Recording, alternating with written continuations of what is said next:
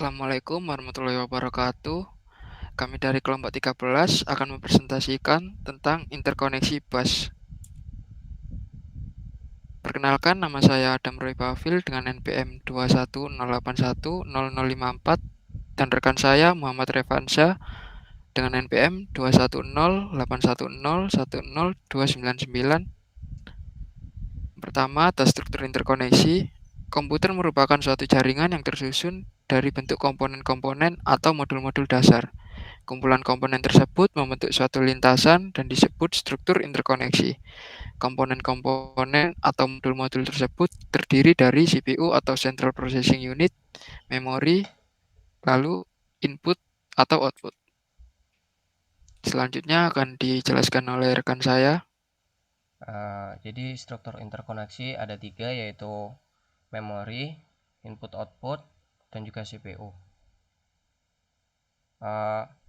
Untuk jenis perpindahan di sini terdapat memori ke CPU, di mana CPU membaca instruksi atau satuan data dari memori. Lalu kedua, CPU ke memori, CPU akan menulis satuan data ke memori. Lalu input-output ke CPU, di mana CPU membaca data dari perangkat input-output melalui sebuah modul input-output.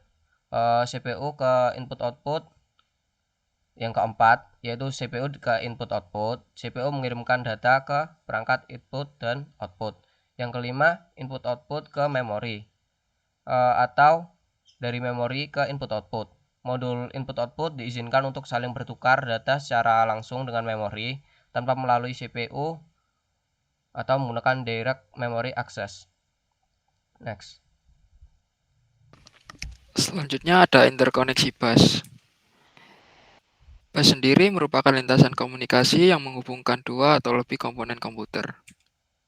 Struktur bus secara umum, fungsi saluran bus dikategorikan dalam 3 bagian, yaitu data, alamat, dan kontrol.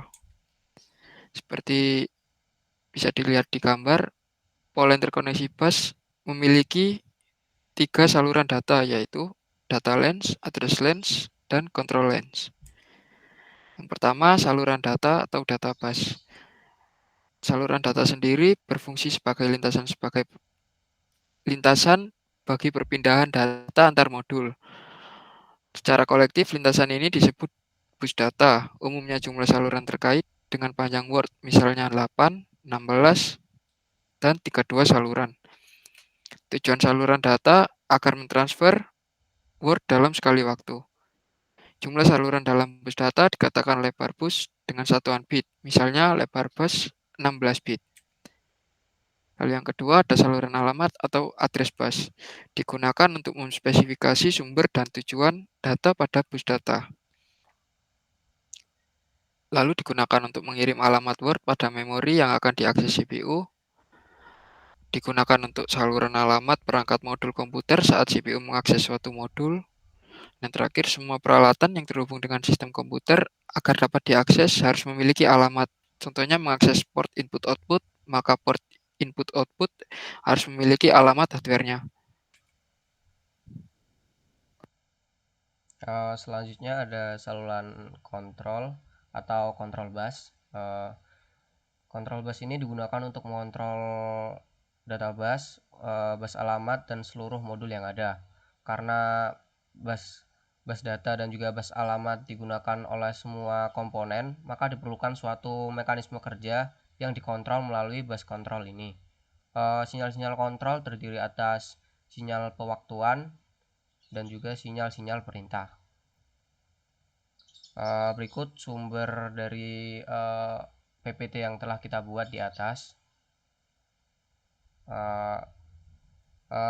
Sekian presentasi dari kelompok kami. Apabila salah kata, kami mohon maaf. Terima kasih telah mendengarkan. Wassalamualaikum warahmatullahi wabarakatuh.